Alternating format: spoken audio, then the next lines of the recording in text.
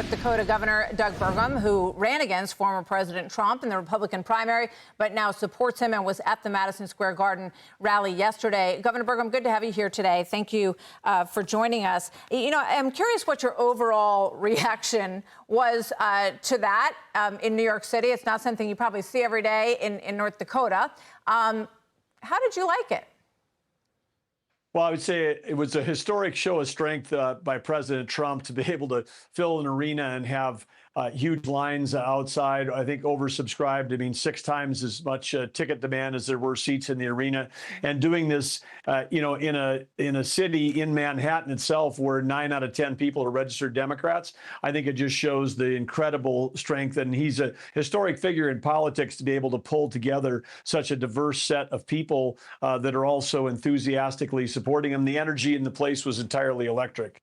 So I want to play this because there's all this discussion back and forth about fascism. We hear it on both sides. It seems to be the tenor of the conversation, unfortunately, at this point. This is a voter speaking about this with MSNBC on Sunday. Let's watch.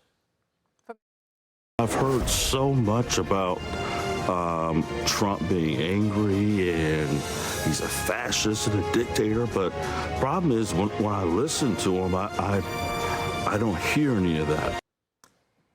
So that's one man's opinion in Michigan. You know, we've heard this kind of language coming from both sides. Do you support it? Do you condone it?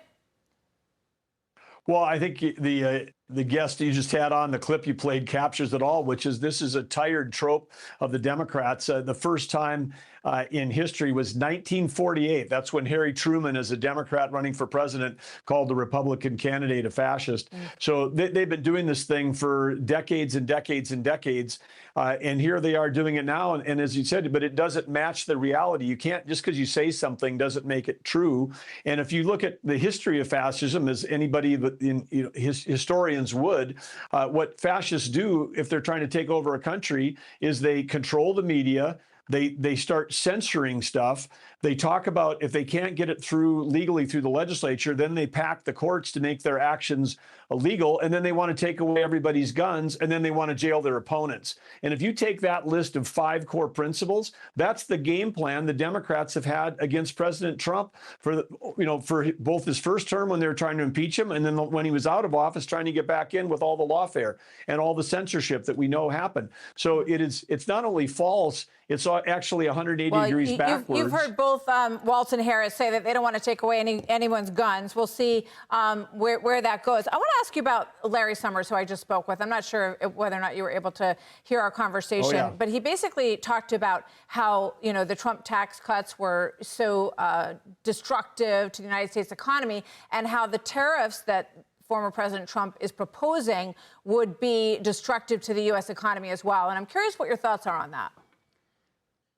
Well, it's a, you know, Larry Summers is a credentialed academic, and he's a, former Democrat economic advisor. But this is the deceit and the arrogance of that approach, which is they're trying to, lecture the public versus asking people about their actual lived experience. Their lived experience on the economy was much, much better under President Trump. Their real income went up. Inflation was low. Interest rates were down. The American dream was there. And it's the exact opposite under Harris. Why do you think that the gap is closing right now between Trump and Harris on the economy, Governor? Then we got to go. Well, they say it is, but, her approach is we're going to tax more, borrow more, and do more giveaways to special interest groups.